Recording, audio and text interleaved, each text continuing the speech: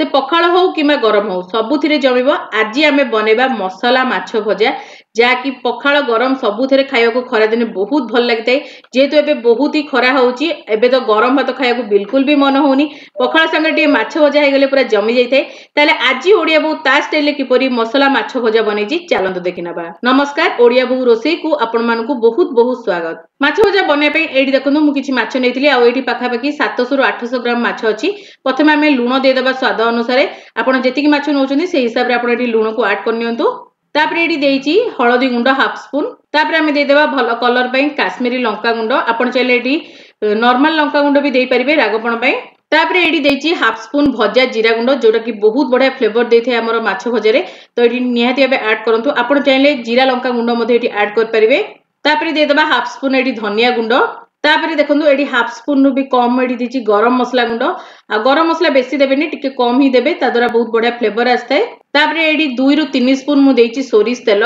तापरे AD 1.5 spoon मु देइ देइची अदा रसुण रो पेस्ट। आपण एडी अदा रसुण कंचा लका को छेची की मध्ये देइ परिबे। आ एठी मु लंका रो यूज करनी आ केवल काश्मीरी लंका देइथिली आ अदा रसुण पेस्ट को एठी मु ऐड कर नेइची। तापरे देखंतु एठी देइची फाळे लेंबुर रस जदरा कि बहुत ही चटापट टेस्ट आसीबो। आपण चाइले एठी टिके चाट मसला रो मध्ये व्यवहार कर परिबे जदि लेंबु रस न नउचोदी। तापरे आमे सब जिंस को भलो भाबरे खाली रे आगे मिसै दबा। तापरे आमे कॉर्नफ्लोर ऐड करबा लास्ट को। तो प्रथम आपण खाली रे मिसै दबा द्वारा कोन होय ना माछ रे बहुत बढ़िया भाबरे सब मसला लागि जाय थाए आ गोटे बहुत बढ़िया भाबरे मैरिनेशन हमर हेइ थाए माछ रे। तो एठी मु सब माछ को भलो भाबरे मसला सहित गोळै नउची। एठी देखनु मु भलो भाबरे मसला गोळै देथिली माछ रे। तो एठी देखनु मु 2 रु 3 स्पून कॉर्नफ्लोर रखिची। तो एठी मु ऐड करने भी 1 रु 2 स्पून कॉर्नफ्लोर आ तापरे भलो भाबरे माछ रे मु मिसै नेबी। कॉर्नफ्लोर मिसैबा द्वारा हमर माछ भजाटी बहुत ही क्रिस्पी बनि थाए आ गोटे कोटिंग आसी जाय थाए माछ रे। तो बहुत बढ़िया टेस्ट आसी थाए आ मसला भी ता जगह रे बहुत बढ़िया लागि कि रहि थाए तेनु करी टेस्ट बहुत बढ़ी जाय थाए। तो एठी देखनु भलो भाबरे कॉर्नफ्लोर देकी भलो भाबरे माछ को मिसै नबा। एठी देखनु भलो भाबरे मिसै देथिली कॉर्नफ्लोर को। एबे आमे माछ को पूरा 1 घंटा पई छाडी दबा। तापरे आमे फ्राई करिबा। माछ को भाजिया पई प्रथमे आपण कढई को भलो भाबरे गरम कर नियंतु। गरम हबा नियाती दरकार कढई गरम हेसला परे आपण सोरिष तेल दियंतु आ सोरिष तेल को भी भलो भाबरे पूरा गरम करंतु। आ एठी मु 2 रु 3 स्पून सोरिष तेल नेइतिली आ तेल को मु भलो भाबरे एठी गरम हबा को देबी। तेल हमर बहुत बढ़िया भाबरे गरम हे गलानी। तो एबे आमे माछ गुडी को ऐड करनबा। तो एठी मु कढई रे 2 रु 3 टी माछ देबी जेति कि मोर जागा बा 3 रु 4 टी माछ ही दियंतु बेसी देबेनी नले लागि जिवो माछ।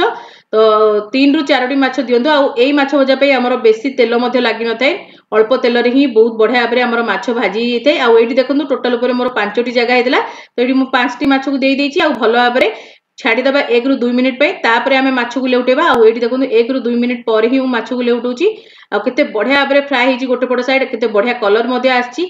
आमे जो कॉर्नफ्लोर पकेइतले तेनु करी हमर मसला भी बहुत बढ़िया भाबरे लागि रहिची माछ सहित। तो एठी आमे पुनी 1 रु 2 मिनिट भलो भाबरे मीडियम फ्लेम रे माछ को भाजिबा जेमति कि हमर माछ बहुत बढ़िया भाबरे सिजिबा और बहुत बढ़िया भाबरे क्रिस्पी हबो। तो एठी देखंतु माछ भजा हमर रेडी हे गलानी। तो एबे आमे गोटे गोटे करके माछ को काढी नबा। तापरे बाकी जा माछ थिला मु पुनी थरे तेल रे देई दोउची आ पुनी थरे सेही भली भाबे सब माछ को मु एठी भाजी नेबी। एठी देखंतु सेकंड बैच रो माछ मध्ये मोर भाजी आसलानी। तो एठी मु सब माछ को काढी नेबी आ एबे चलंतु आमे गरमा गरम माछ भजा को सर्व करिबा। एठी देखंतु माछ भजा गोटे प्लेट रे सर्व करनीची आ ता सहित मु एठी मस्टर्ड सॉस को यूज करची बहुत बढ़िया टेस्ट आसे। आपण एई माछ भजा को गरम पखाल रे खाई परिबे नहले तो आपण सेमती मध्ये एन्जॉय कर परिबे। आ साइड रे मु किछि लेंबू पियाज आ कच्चा लंका को रखि नेची आ ऊपर आपण चाट मसाला स्प्रिंकल करके खाई परिबे बहुत टेस्ट देई थाए। तो एई खरा दिन एई माछ भजा को निहाते बे बनांतु पखाल गरम सहित एन्जॉय करंतु। आ केमति लागले आपण को मतामत मते शेयर कर परिबे। जदि आपण मानको ओडिया बोरो छोटो रेसिपीटी भल लागि थाए निहाते बे ओडे लाइक करिवे शेयर करिवे। चैनल रे नुवा थिले सब्सक्राइब करिया को भूलिबेनी साइड रे बेल आइकन को प्रेस करिवे ता द्वारा आपण माने मोर एमती भलो भलो रेसिपी गुडी को प्रथमे देख परिबे। जदि फेसबुक रे देखुचंदी निहाते बे फॉलो करनेबे इंस्टाग्राम पेज को मध्ये मोर फॉलो करनेबे सेठी मध्ये म आपण मानो पे बहुत ही बढ़िया बढ़िया पोस्ट करते। तो आगु को आपण मानको ओडिया बहु एमिति बहुत बढ़िया बढ़िया रेसिपीज आपण मानो पे नै के आसीबो। तो आज पे एतिकी बाय बाय।